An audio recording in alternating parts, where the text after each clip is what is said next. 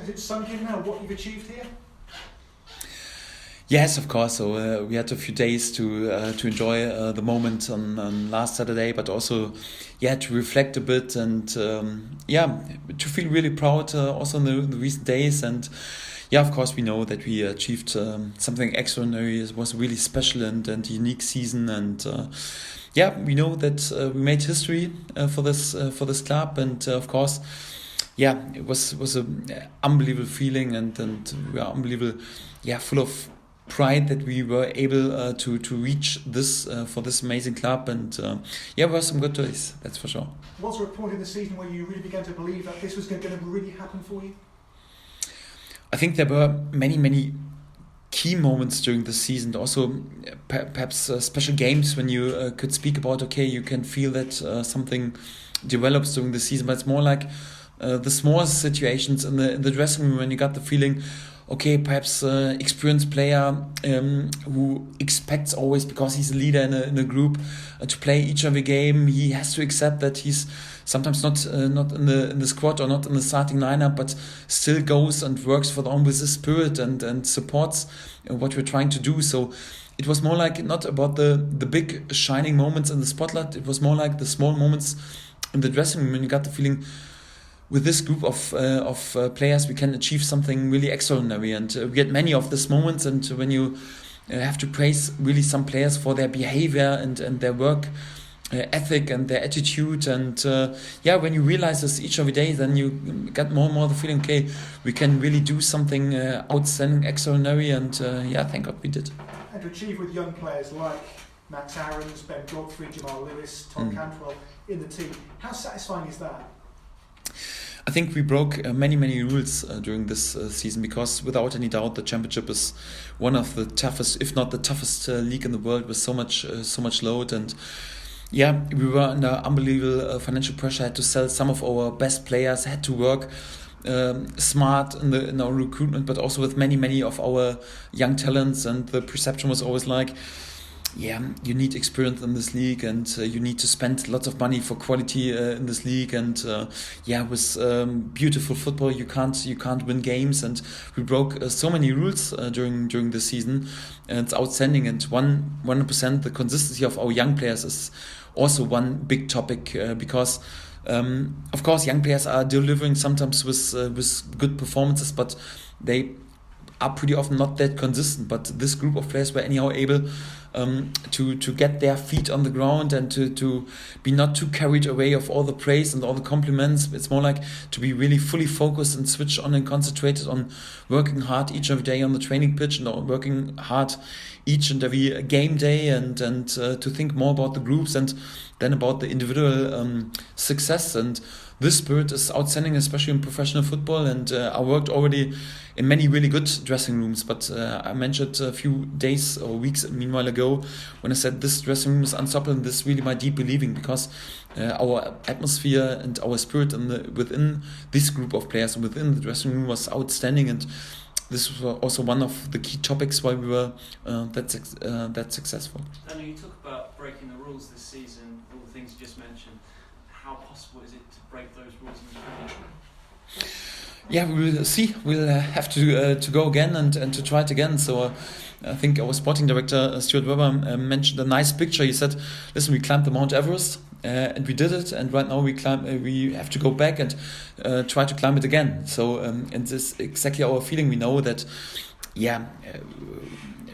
within the 20 clubs in the Premier League, we are probably the club who's on position 20 in terms of spending money and having money for transfer fees and salaries or whatever. But it's our way, so we go this way, and it's not like we're hissing the white flag and say, it's a step too big. So no one would have expected before the season that we're able to dominate the league like we did, and to promote.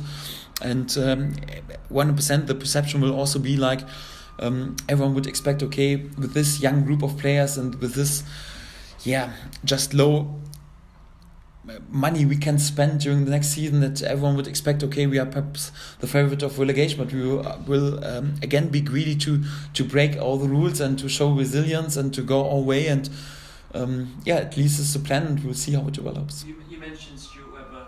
Delia Smith described him as a genius earlier. Tell us about your relationship and how it works with him.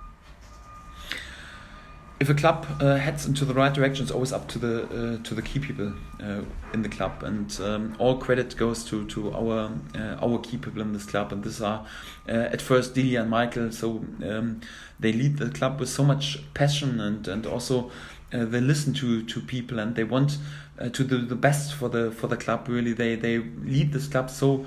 Really from the bottom of their heart, and I can't ask for more support. I can't ask for better owners. And first of all, it's really totally up to Delia and to Michael and to our board to lead this club. And Stuart Webber is responsible as a sporting director to lead this club into the future. So he has to lead the club more in mid and in long term, and to work on the principles and the working principles, the work ethic. Also the philosophy, how the club wants to play, and all credit goes to our key people, to Delia, Michael, to our board, and to Stuart. They are responsible that this club wants to make a change and was in this transition years and lead this club into this direction, and all credit goes to them. Can I just ask about last season when James Maddison was here? He's a wonderful player. He's gone on to play for England, doing very, very well in the Premier League. But the team were a little bit sort of one-dimensional, him being such a good player. It seems the team have clearly improved since. Do you think, in a way, losing a player who he's so all the players passed to him, he's the main focal point of the team, has liberated the rest of the team to become a better team overall? No, I would have preferred to be allowed to work further on with James Maddison. So my feeling is probably that we would have been already allowed to celebrate in March. So. And to be honest, it's also like also in future. So I wouldn't avoid quality. So quality is always good and always helps in order to be successful. But sometimes you have to realize that the developing of a player is even quicker than the developing of a club, and then you have to accept that. There are some clubs with more money are able to buy these players, and you have to accept this. And James was also crucial because we were under such a big financial pressure in the last 2 years, and to sell him was important in order to keep the club running, and there was no other option than just to lose him. But it's like this. So when a player goes away, it's always a chance for a new player or for a new group of players to shine. And this exactly what several other lads did. So there were several players who stepped up in this role, not in a one replacement, because we were not able to replace the quality of James Maddison just with one player. But it's more like we replaced it in a different style. We changed a bit the way we played, also our approach, and in general it was also a chance. And when quality of a player goes, so the club is never relying just on one person, not on a sporting director, not on the head coach, not on one player. It's always the club is always bigger, and this is also what we showed during this season. And all credit goes to all the players and all the staff who were involved. So my feeling was, even during the last season, we were developing totally into the right direction, and you could feel even that something. We are able to create something, and in many topics we were pretty good, even in last season. And my feeling was we were able to improve this and make a step further on into the right direction. That we are there with this success, you couldn't predict, to be honest. But we take it. Daniel, what's your opinion of the comparisons some people have made with the way Norwich got promoted and the way Huddersfield got promoted a couple of seasons ago, with Stuart Webber involved in both, and David Wagner, who obviously also coached at Dortmund, and the recruitment seems similar, but how does it feel to you? In general, so all credit goes to Stuart, because he was also responsible for the promotion at Huddersfield, at least in many topics. But I think you can't compare these two clubs. I think both have done a fantastic job. So all praise also to David Wagner, who's done a fantastic job at Huddersfield. But I think you can't compare these two clubs, because Huddersfield was more like out of an underdog role, and this club was always already happy when they were allowed to play in the championship. And it's more like then they started, in the eyes of many people, to overachieve, and it's more like they had then also the possibility to go a bit further on without any pressure. And of course, it was a dream come true finish when they reached a Premier League. It was more like, for us, we are still an unbelievable big club with many years in the Premier League, and also big history with playing in Europe and even in Germany. All the people know Norwich City for wins over Bayern Munich and something like this. And it's pretty often then you have to work in a circumstances when everyone understands, okay, we are under unbelievable financial pressure. We have to sell our best players. We have to work with many young lads. But then because of our history, it's more or less like, okay, we accept this and it's difficult, but at least we should win the league. So it's a bit like this attitude, because you compare all our achievements with the achievements in former days. And I think the pressure on this club is even bigger, and it's more difficult anyhow to be successful, because you have the reality on the one hand, but also this big expectation and the comparison with the past on the other hand. It means even like after a few wins or whatever, the pressure increase of and everyone compares then Norwich City with Norwich City 20 years ago when they were allowed to play against Bayern Munich in the Europa Cup. So I think you can't compare these two clubs, but it doesn't take anything away that the achievement of David Wagner of Huddersfield was also outstanding. And you speak about how important the sporting director role has been. Normally, when a club goes up, the players might be getting looked at from the massive clubs in the world, but you almost feel like Stuart Webber is as important to you as some of your most important players on the pitch.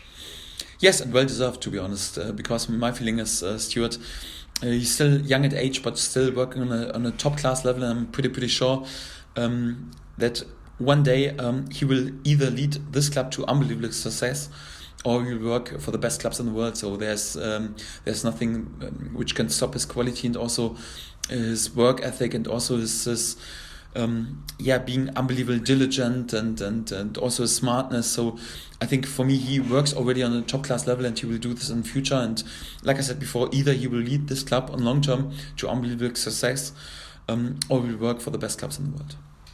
Daniel, I want to ask you how much you enjoy life in Norwich. It's a very different area to Dortmund. I read in a German interview that you realised your life had changed when you got recognised by fans coming out of a Take That concert. Is that true? And with the band coming back in the city, are you going to avoid the stadium that day? Yeah, in general, it's a question I get pretty often, how I settled in Norwich. So meanwhile, I was nearly the longest serving head coach on championship level after 2 years. So because the pressure and the fluctuation is that high, so it's hard to remember how it was 2 years ago. But in general, I made it clear from the first day I loved my life here, but it was not only like, I signed a contract and then I was more or less surprised what happened. So we had many communications, and I was here at Norwich and in order to get a feeling for the city, for the club, for the key people, and I was well prepared, and it was my choice that I wanted to come here. There were perhaps some also attractive but even a bit easier options, for example, to sign a contract in Germany on top class level, but it was definitely my decision that I wanted to come here and I wanted to work for this amazing club to be successful. And from the first day I loved my life here. So I knew I worked for a big club in Dortmund. Is one of the top 10 clubs in Europe as well, and of course slightly different in many topics, but I was totally convinced that we can have unbelievably successful spell here in Norwich as well, and thank God we have. And what do you make of the Farke life and the songs that are being sung, and the news a couple of days ago that a Japanese couple have given their baby the middle name Farke? I would.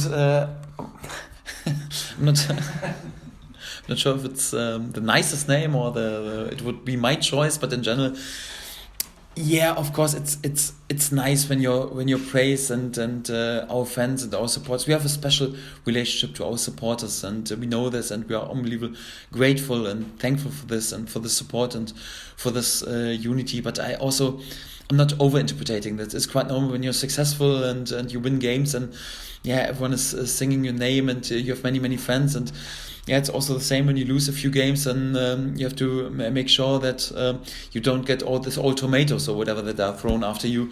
So it's I'm not too carried away, that I'm not too excited, not in the praise, but also not when there are some difficult times. So I think it's important to stay calm in both directions. And like I said, unbelievably thankful and feel really blessed and honored that I'm allowed to work for this amazing club and to can also play a small part in our success. And but of course it's more enjoyable that the supporters sing their name then instead of they want to sing you out of the stadium. So it's quite normal, and we take this, enjoy this, but we are not too carried away. How desperate are you, Daniel, to finish things off with a win on Sunday? Obviously you've done the job for the season, promotion is there, but finishing top of the pile? Yes, we are always greedy to be successful and always greedy to win football games. So I made clear before. So I want us to also to protect a bit our naive attitude that we're more addicted to win football games and not thinking about, okay, we need to bring 1 or 2 points over the line. So a bit more like this feeling why we once started playing football in order, come on, let's go out with our mates on the pitch and let's win a football game, and not too addicted thinking about table and reaching and contracts and bonuses or whatever. We know that we already have reached something extraordinary, and the most important thing was to achieve promotion, and that's the biggest thing. But of course we are also greedy that we finish in style, and it would be of course even a bigger achievement and world class if we're able to win the league. That's the next topic.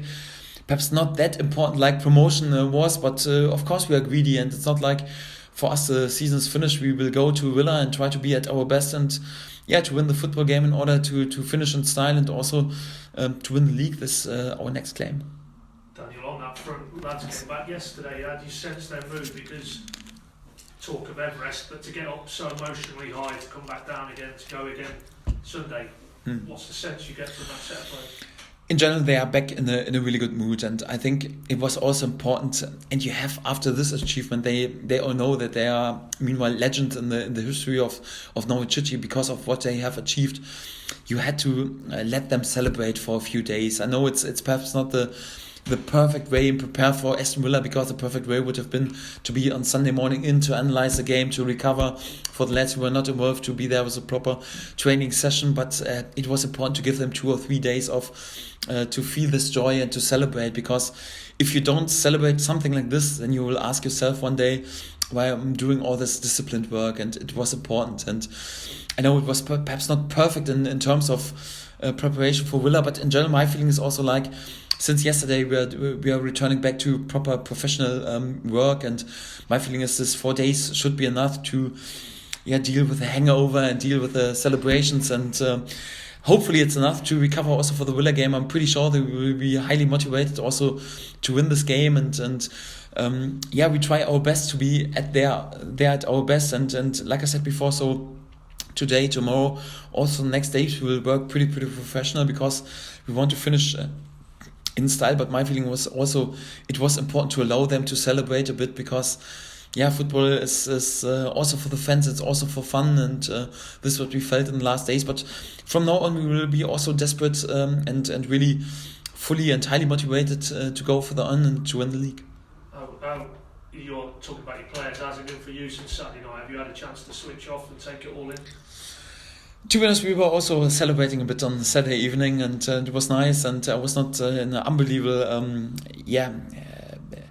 perfect condition on Sunday morning, because a few more hours sleep would have perhaps helped, but it is like it is. And to be honest, I'm too old to celebrate like the wildest party in the world. So the players were allowed to do this. I had a few drinks as well, if I'm honest, but not too carried away. On Sunday evening we had also again our end of season dinner, and even the players were there and also in a good condition. Perhaps Timo Pukki's interview was not on a top class level during this evening, but all the other players were there.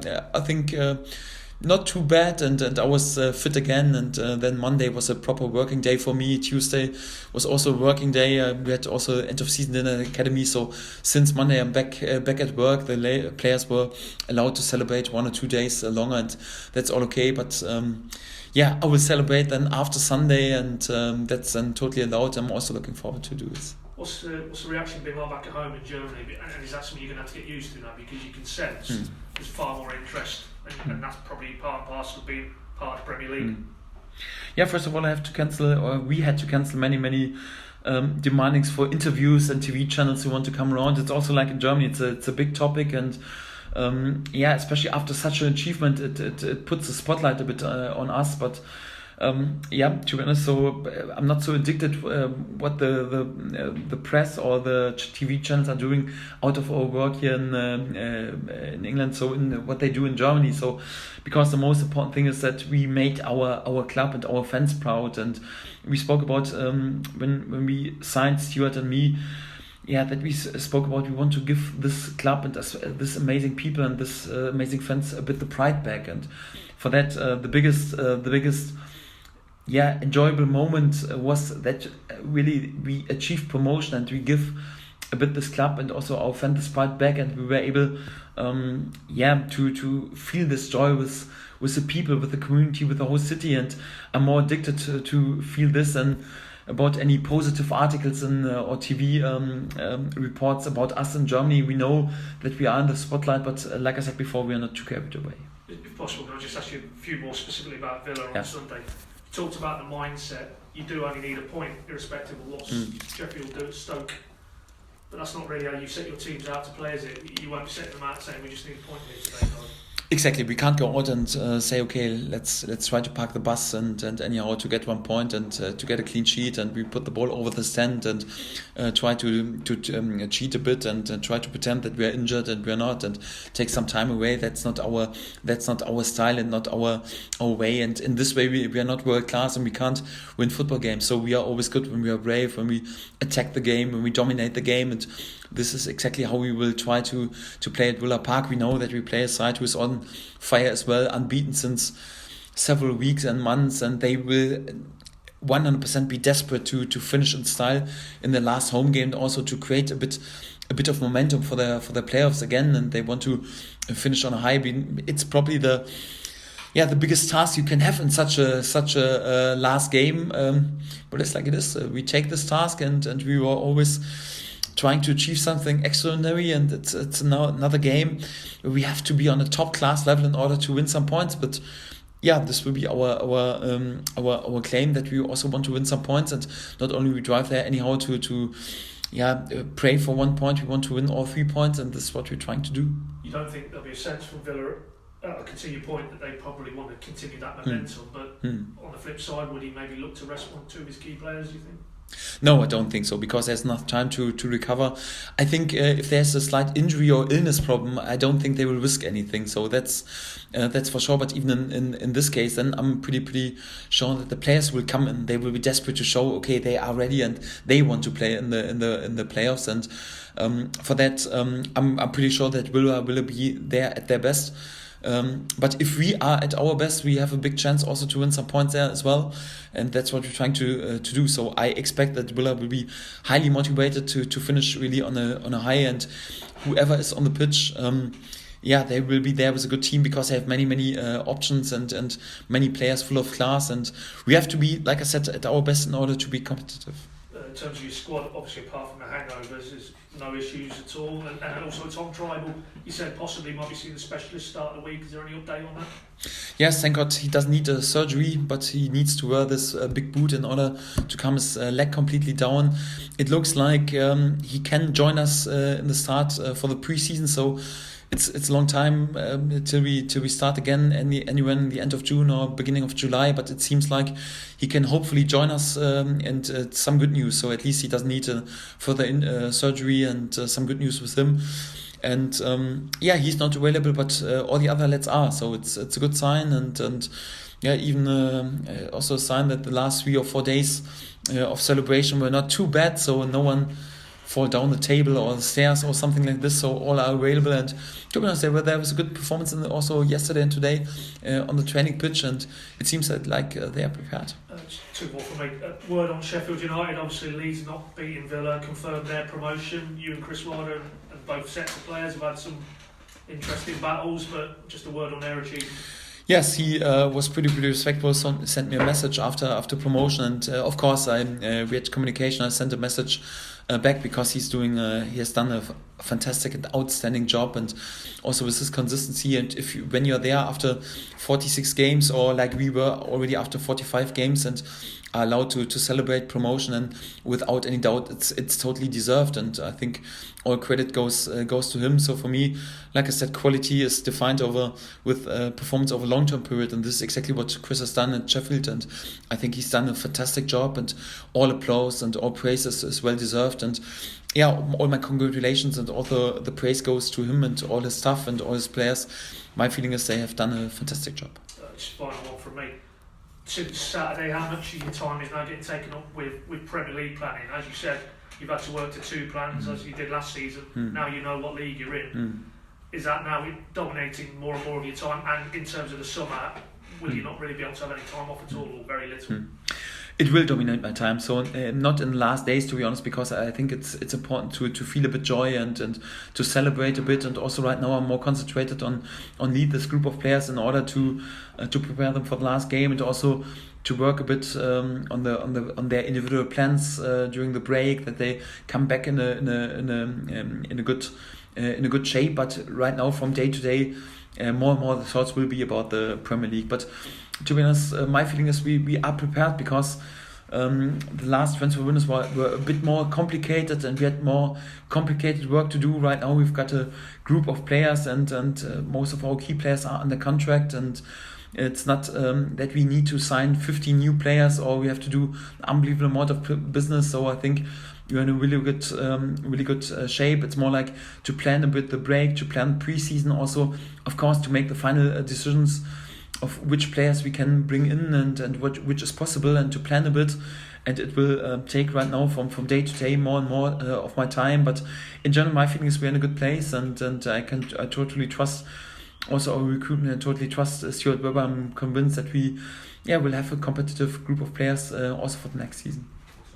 Daniel, just one from me, and apologies, it is looking ahead to next year, but how determined are you to keep this faith in young players? Like, the Premier League comes with so much of what it is and how tough it is, but you built so much of that on this season. How determined are you to continue that faith next year? We will totally stick to our plans, and totally stick to our philosophy, and totally stick to our principles. And I made it clear when I signed you for Norwich. So my biggest aim was at any point that we are able to be really a permanent member under the best 25 teams in the country. That means that we are a permanent member in the Premier League, or if not, because when you're a smaller club, you can have sometimes a bit unluck with injuries, illnesses, also some perhaps unlucky signings or something like this, something that doesn't pay off. And of course you can relegate sometimes, but that you're in such a position that you immediately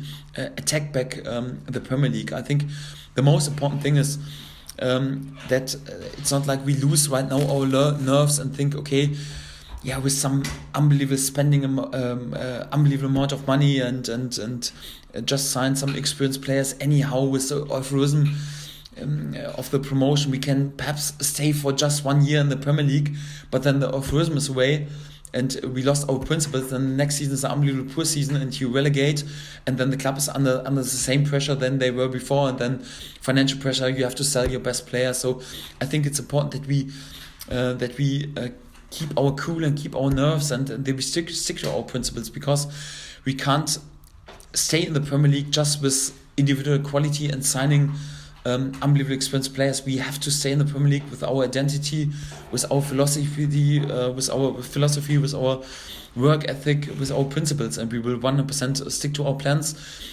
We know it will be difficult, and I'm pretty sure during this season we were always able to answer after each one we lost with a win. I think in the Premier League it will be difficult, and there will be also difficult games, and could also be a time when you are there 2, 3 or 4, 5 games without a win. But then to ignore a bit the noise and ignore the criticism that will come, and stick to our plans and stick to our beliefs, I think this will be the key, and it's the only way to stay up and to stay there also mid and long term. And this is what we want to develop, that Norwich City stays on mid and long term in the Premier League, and this is our way, and we won't go 1 centimetre away from this way. How important is it going to be to retain that togetherness that you've built so much this this year going into next season when, as you say, there could be a spell where perhaps you don't win 4 or 5 games? How important is it that togetherness sort of lifts you through that period? Yes, even more important, to be honest, and because it's more or less a bit easier when you are successful, and a bit easier when you win game after game, to be there with a good mood and a good spirit and good togetherness. It's even more difficult to show this also during a perhaps difficult period, and when you're not that successful. I'm pretty sure that we won't finish the Premier League next season with more than 90 points like we did in this season. So who knows? I would take it, but I'm pretty sure we won't. So it will be even more difficult to do this, but it's even more important to go further on and to protect this group and to protect what we have achieved, and to go further on with the spirit is quite crucial.